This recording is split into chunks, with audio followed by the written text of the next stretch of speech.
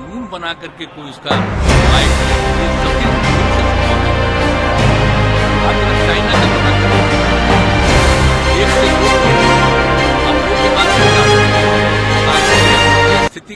एक बात हम आपको बहुत साफ साफ कहें, जो राज्य जो करना चाहे अपना करे, लेकिन हमारा बहुत साफ साफ ओपिनियन, जनसंख्या नियंत्रण के लिए अगर आप सिर्फ कानून बना करके कोई उसका उपाय करेंगे, ये सभी ठीक से संभव नहीं है।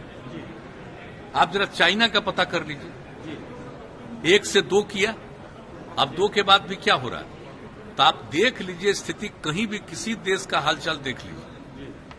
ये सबसे बड़ी चीज है कि जब महिलाएं पूरे तौर पर पढ़ी रहेंगी तो इतनी जागृति आती है, इतना कॉन्शसनेस होता है कि अपने आप प्रजनन दर घटेगा।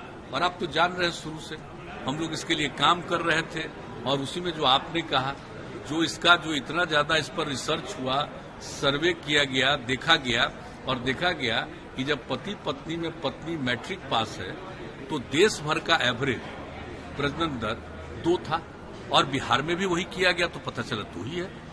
लेकिन अगर +2 तक पढ़ी हुई है, इंटर पास है, तो देश का उस समय आया 1.7 और बिहार का आया 1.6। तो उसी समय तो यूरेका की भावना आई ना, हमको लगा कि भाई इतनी बड़ी चीज है, ये तो प्रजनन दर को कम करने के लिए। बिहार में कितना ज्यादा आप जानते हैं, तो देखिए इससे काम शुरू करते करते घटते घटते 4 के ऊपर था, अब उससे घटते घटते 3 के पास पहुंच गया।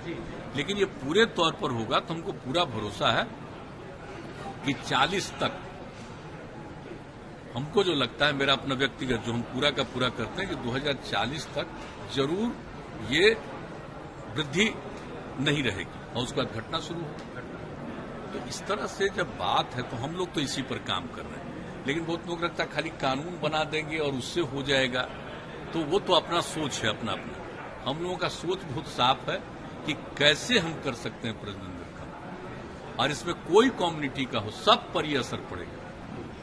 जब महिलाएं बिल्कुल पढ़ी लिखी होंगी तो आप देख लीजिए, कोई कम्युनिटी का हो तो आप पता कर लीजिए, तो इसमें होगा। और इक्का दुक्का तो होता ही न है, कभी कभी तो आप देखें कि पढ़े लिखे लोग भी बहुत पैदा किए, क्या बात, तो इस तरह से तो कई लोग होते हैं, तो वो तो एक अलग बात है। ये तो नहीं मान करके चलिएगा कि हम तो कोई कानून के बहुत पक्ष में नहीं है, तो कुछ तो कर सकता है, लेकिन मैक्सिमम आदमी, ये नहीं कोई कह सकता, दावा कर सकता कि हर परिवार में जो हम बोल रहे हैं कि प्रजनन दर, ओवरऑल प्रजनन दर घटेगा, लेकिन ये दावा हम नहीं कर सकते कि हर एक परिवार में कम ही कर लेगा।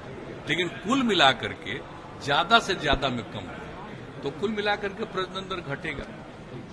तो इसलिए हम लोगों का तो यही राय है। बाकी हमको तो अब अलग अलग राज्य का है, लोगों का अपना अपना सोच है, तो अपने ढंग से करें। लेकिन हमको जो लगता है कि इससे कितना इफेक्टिव हो रहा है, मैंने मैक्सिमम न बिहार का था प्रजनन दर, तो कितना घटा और कितना तेजी से घट रहा है।